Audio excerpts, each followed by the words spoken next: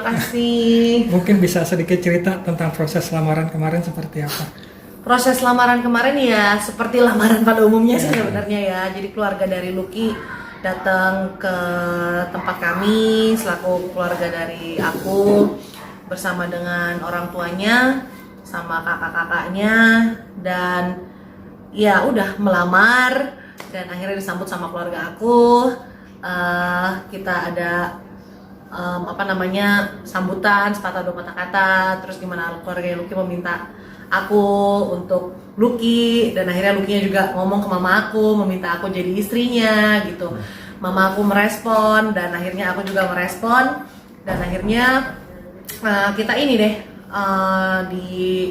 aku dipakaikan kalung sama mamanya Lucky, dan akhirnya sah deh lamarannya gitu. Tanggal 10 ya itu? Tanggal 10. Memilih tanggal 10 bulan 10 2020 mungkin ada alasan tersendiri? Biar memorable aja sih, nggak ada alasan yang gimana banget mah nggak ada, biar memorable aja kan kepang 10 10 20 20. Nah untuk konsepnya sendiri kemarin lamarannya seperti apa mungkin?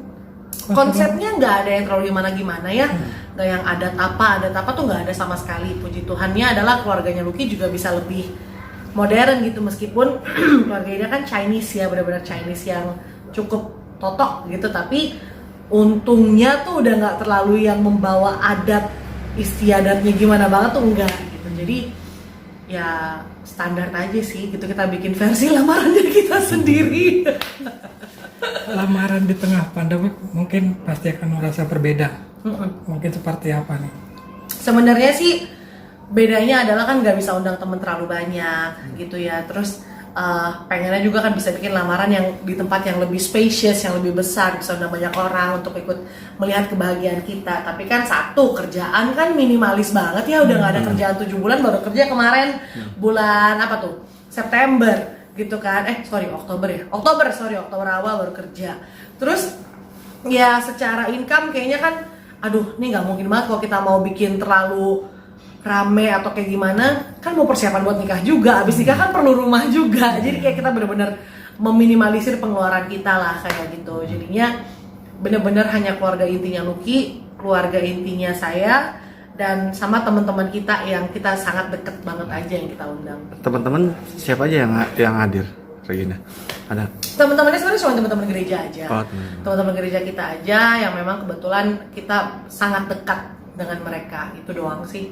Berarti sudah menentukan tanggal?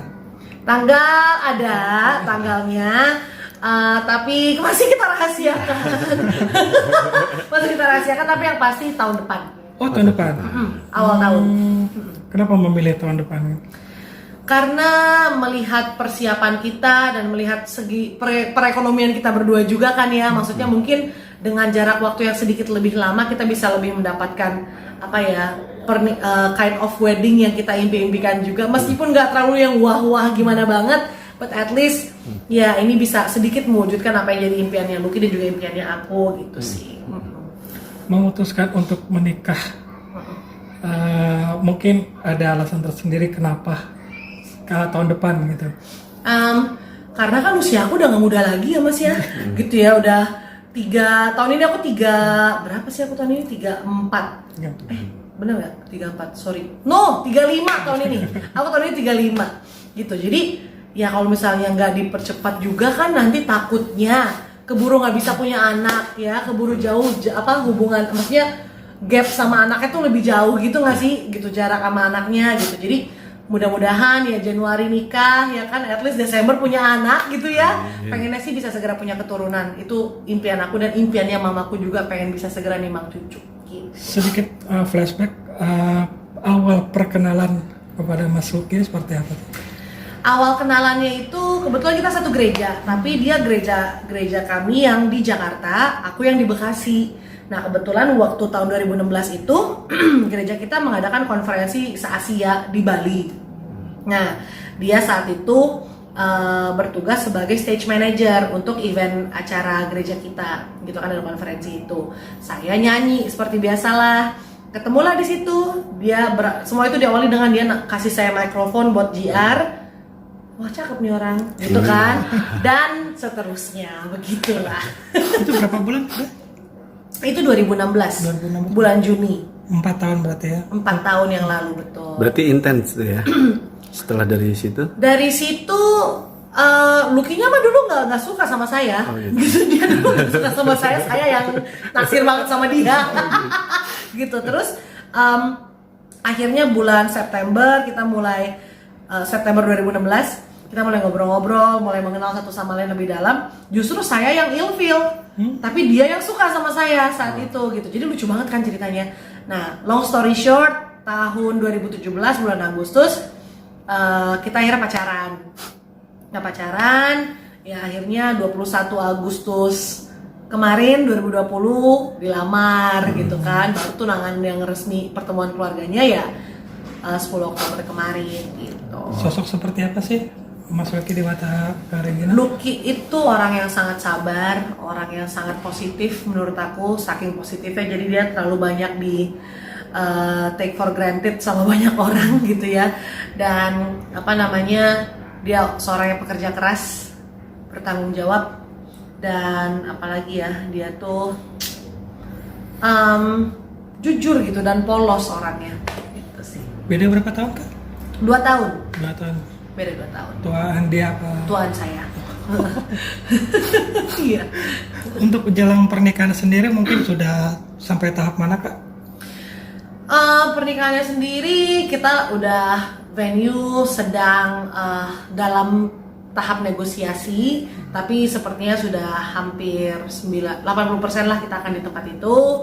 Terus dekorasi juga masih dalam hal negosiasi, karena semua kalau bisa memang sistemnya kerjasama dan barter gitu kan. Tapi I know karena ini juga lagi pandemi jadi nggak bisa 100% barter gitu, jadi sangat dimengerti gitu. Cuman ya kalau dibilang overall sih persiapannya 50% lah, baru 50%. Gitu.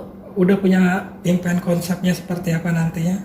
Konsepnya sebenarnya sih aku suka karena image aku sebagai seorang penyanyi kan image-nya kayak glam diva gitu, image-nya aku nyanyi gitu ya. Nah, aku pengen temanya sih klasik gitu. Jadi klasik tapi simple gitu, simplicity in elegant way gitu. Maksudnya sesuatu yang simple tapi tetap kelihatan elegan gitu. Tapi pengennya klasik. Nah, tuh jadi 3 kata itu jadi satu. Bayangin tuh gimana tuh. Kalau adatnya sendiri Kak? Kenapa? Kalau adatnya sendiri? Adatnya kita nggak pakai adat, jadi internasional aja. Cuman mungkin ini masih ditanyain sih karena Lucky kan Cina ya. Biasanya kan kalau kayak Chinese wedding itu biasanya ada tepai, ada sanggit kayak gitu-gitu kan. Kemarin sanggit nggak ada, tapi kayak seserahan biasa aja, lamaran biasa. Nah, tinggal tepainya nih masih mau dipastikan lagi apakah keluarganya Lucky mau ngadain tepai buat kita atau gimana, atau masih belum tahu sih kalau yang tepai ini gitu. Sudah ada rencana honeymoon-nya mau kemana? Honeymoonnya kayaknya masih yang deket-deket aja. Paling ke Bali dulu aja. Mumpung lagi sepi juga kan Bali ya. Iya, Gitu, jadi sepi ke Bali banget. aja paling. Sementara ini Untuk lokasi resepsinya? di daerah di satu hotel di kawasan selatan Jakarta. Belum bisa diinin ya? Belum bisa di-share dulu, tapi nanti pasti teman-teman juga tahu lah. Kalau pemberkatannya? Pemberkatan di tempat yang sama rencananya. Sama. Gitu. Itu. Kembali lagi ke lamaran ya. Gimana rasanya setelah? Lega.